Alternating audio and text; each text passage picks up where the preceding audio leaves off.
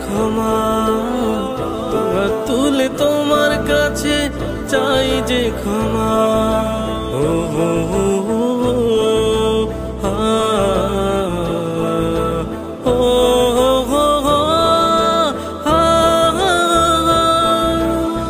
যতনে তোমাকে ডেকে মনে লুকিয়ে তোমার পথে চলতে চাই পাপের পথ পেরিয়ে।